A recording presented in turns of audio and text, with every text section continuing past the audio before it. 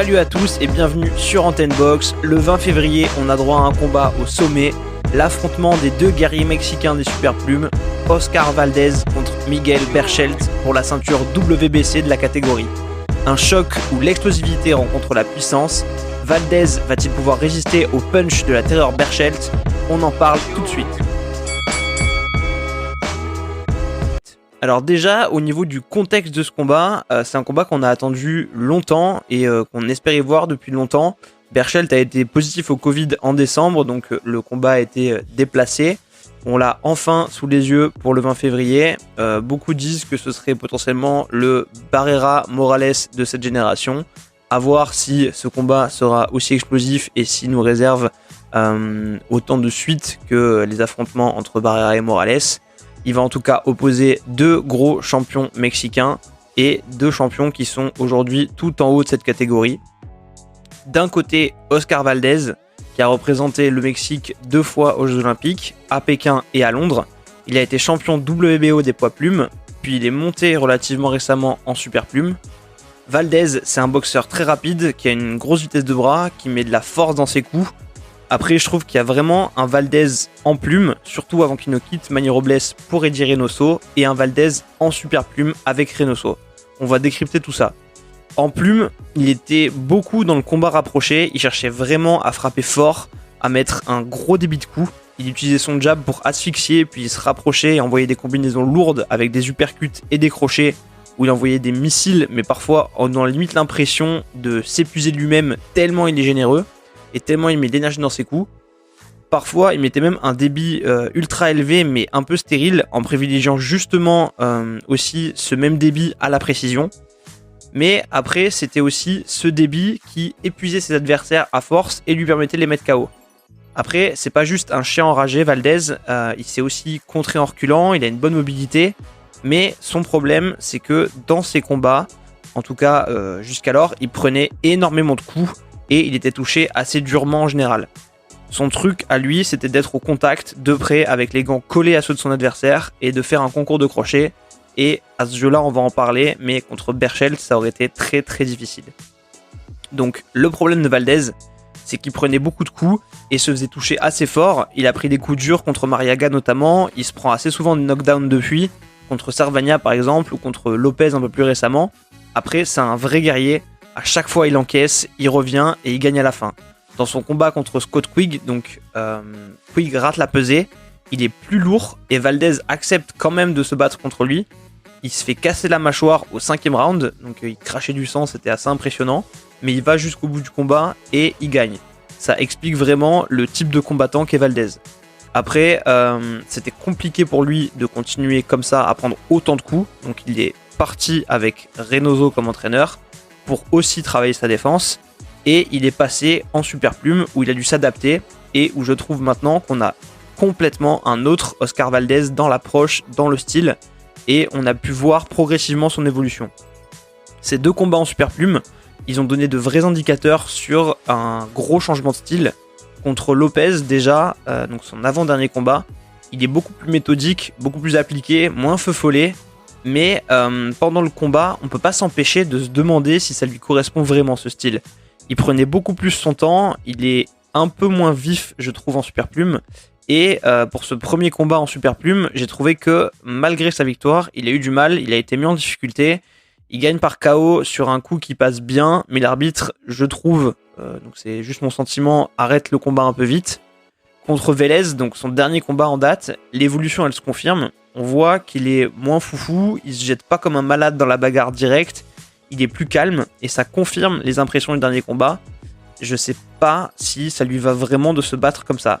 Après, à ce stade, en fait, il est un peu obligé parce que s'il veut durer et pouvoir affronter d'autres types d'adversaires sur une autre catégorie comme les super plumes, donc plus lourds, il devait changer un peu sa boxe, mais en même temps, ça lui fait perdre cette espèce de feu qu'il avait. Voilà, être un boxeur très au contact, qui n'avait pas peur des coups, qui en mettait beaucoup. Mais voilà, il y avait une transformation un peu obligatoire. Et ce qui faisait sa qualité, c'est qu'il épuisait ses adversaires à l'époque. Et là, on voit que ça change un peu. Il est plus dans le contre, dans l'attente, à boxer un peu plus de façon fuyante. Il reste quand même très mobile, il bouge bien, mais il est plus patient. Il attend pour mettre de gros coups. alors qu'en plume, il venait se coller et distribuer des parpaings. Et là, on voit un Valdez qui reste plus loin, qui avance fort avec un coup ou des combinaisons sur 2-3 coups, mais il est vraiment beaucoup plus fuyant. Là, il se sert de sa vitesse pour rentrer, envoyer vite des séries de coups.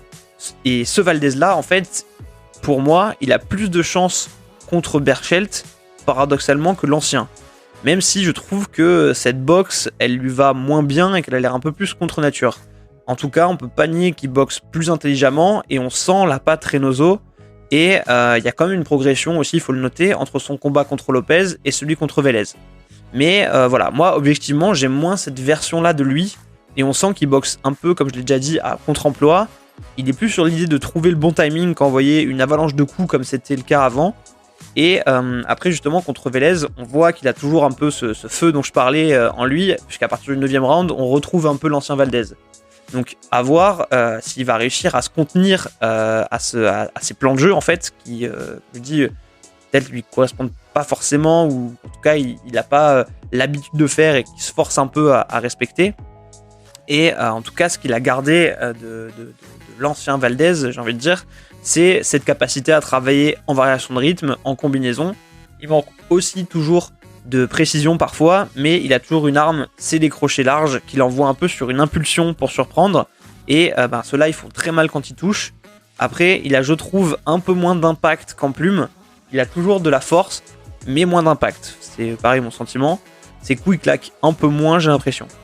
Mais du coup, tout ce qu'on a dit avant sur son changement de style et son aisance dans les combats, ça nourrit une question. Est-ce que c'est le bon moment pour Valdez de rencontrer un boxeur comme Berchelt ? Est-ce qu'il n'aurait pas eu besoin de plus de 2 combats pour s'adapter au super plume ? Puisque comme je l'ai dit, il y a quand même une évolution entre ces 2 combats sur son style. Après, compte tenu de ses récents combats, est-ce que c'est pas aussi, d'un autre côté, le meilleur moment pour le faire rencontrer Berchelt ? Parce que le moment où il est encore le plus bankable, où il n'est pas encore tombé, ce qui serait pas forcément le cas s'il tombait avant Berchelt, justement, s'il se prenait un KO. Et le combat serait d'ailleurs probablement pas contre Berchelt, je pense, s'il s'était pris un KO avant lui. Après, je comprends l'importance et la nécessité de son évolution, mais voilà, objectivement, de mon point de vue, je le préférais en plume. Je préférais le voir boxer en plume, en tout cas, même si je pense que c'est plus malin de boxer comme il boxe aujourd'hui. Mais à ce poids, voilà, de toute façon, il aurait dû évoluer dans sa boxe parce qu'il n'aurait pas pu continuer à prendre autant de coups. Sur Berchelt, le champion WBC, donc il a gagné cette ceinture contre Vargas, contre qui il a aussi gagné une revanche assez récemment. Il fera sa 7ème défense de titre contre Valdez, donc c'est quand même assez conséquent. Il a combattu Valenzuela récemment dans un no contest pour juste garder la forme. Il l'a gagné par KO au 6ème round. Il a un très très gros ratio de KO parce qu'il a une puissance énorme. Il met du rythme, il met du débit. Il a une vraie capacité à étouffer, à travailler sans laisser l'adversaire respirer. Et surtout, il met des crochets qui sont énormes, bien vissés dans le sol, très souvent dans le bon tempo. Et globalement, il met quand même des coups très très lourds. Il est moins dans l'explosivité que Valdez, mais il est toujours bien ancré au sol et il s'est envoyé des coups de boutoir avec son bras avant, avec son jab, en avançant et en maintenant un bon rythme. Il frappe fort, il fait mal, que ce soit en 1-2, en 1-2-3. Et surtout, malgré ses longs bras, il est tout aussi à l'aise de près que de loin. Il sait alterner les temps forts et les temps faibles, attendre et envoyer des missiles. Il est bien compact, il est très impressionnant. Il varie bien ses combinaisons tout au long du combat, il sait bien imposer la distance qu'il veut, il peut stopper avec son jab quand l'adversaire avance, et après il l'allume avec un uppercut à la tête ou un crochet au corps. Il est très complet, on l'a aussi vu dans un combat qui date maintenant contre Miura, où il a pas mal boxé à distance, donc il sait le faire aussi, si c'est nécessaire. Il avait été là pour le coup lui assez fuyant sur ce combat où il avait boxé à distance avec de gros jabs, mais attention, même si Berchelt est très dangereux, il prend aussi des coups.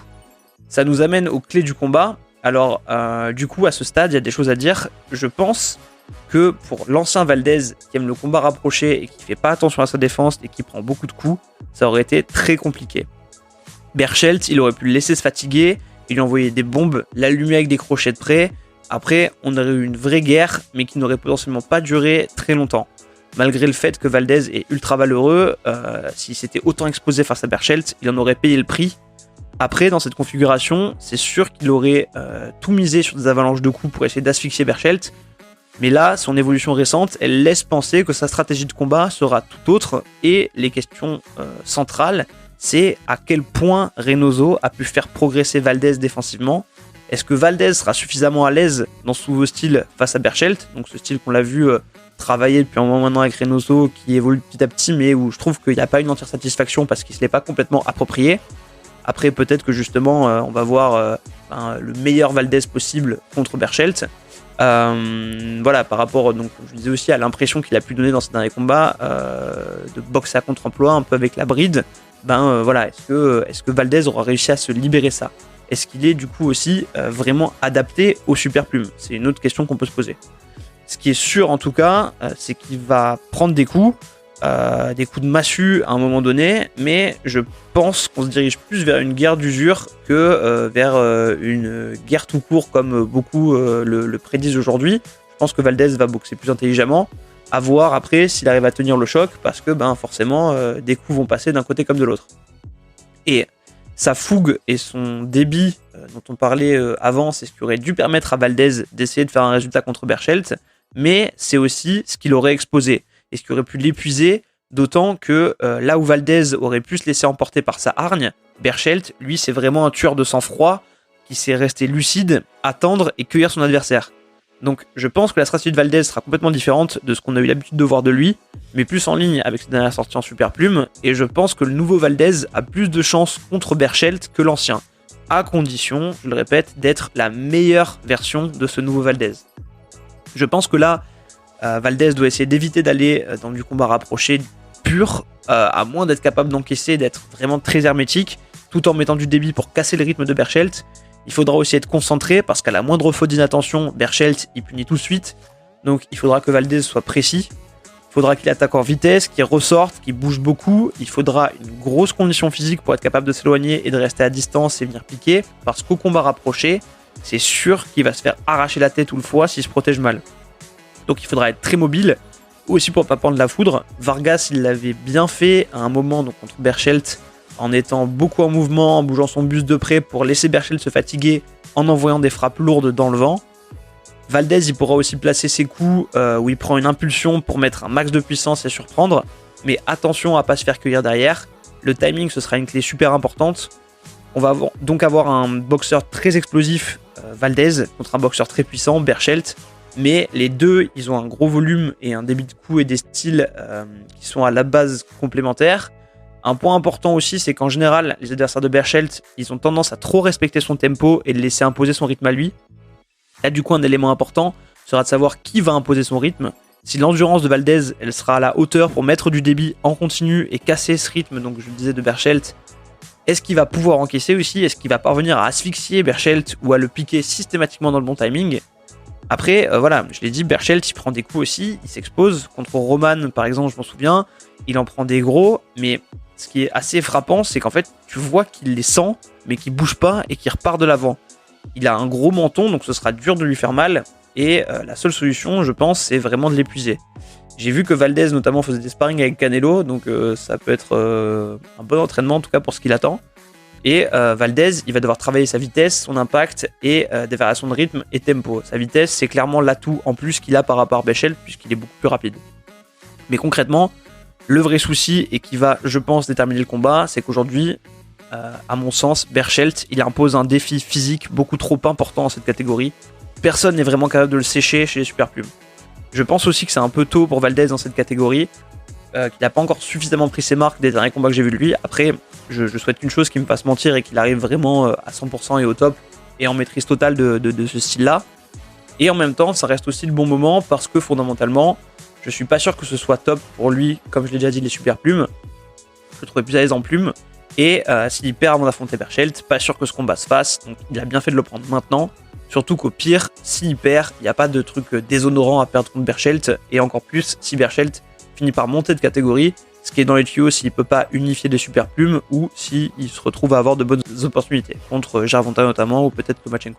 Le problème de Valdez, c'est que je pense qu'il est trop dans un entre-deux, dans un style qui lui convient pas vraiment, comme je l'ai dit tout à l'heure, mais qu'en même temps, il est obligé d'essayer de s'y tenir s'il veut que ça passe. Donc j'ai peur qu'on voit pas le Valdez qu'on aimait voir. Valdez, c'est un boxeur émotionnel, c'est pour ça qu'on l'aime. C'est pas un boxeur normalement calculateur, et c'est ça qui a un peu changé chez lui. À la base, c'est pas le boxeur qui va mettre en place un game plan très contraignant et s'y tenir. Berchelt, c'est plus ce type de boxeur justement, plus calculateur, plus composé, plus discipliné.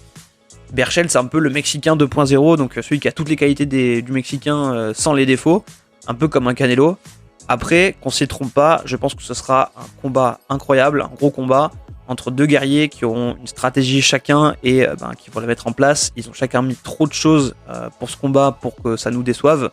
Je m'attends à Valdez prudent, ce qu'il aurait raison d'être, et j'ai peur que Berchelt en revanche soit trop puissant pour lui et lui avance dessus. Valdez, il aura besoin d'une bonne tactique et de l'appliquer impeccablement s'il veut avoir sa chance contre Berchelt, mais je pense qu'à un moment donné, il se prendra un knockdown. C'est mon pronostic. Je pense même qu'il prendra un KO. À voir. J'espère. Après, en vrai, je préfère Berchelt pour Berchelt, donc j'espère quand même voir un KO, mais j'apprécie énormément Valdez, donc ça me ferait mal de le voir se faire coucher comme ça. J'aimerais beaucoup que Valdez me surprenne en fait par rapport à ce que je pense qu'il va se passer de ce combat. Et s'il prend pas ce KO, c'est vraiment du coup qu'il aura réussi à être super filant pendant 12 rounds et à appliquer une stratégie impeccable. En tout cas, voilà, je pense qu'on n'aura pas les deux Mexicains survoltés, collés au corps à corps, à s'envoyer des missiles sans garde dans la tête.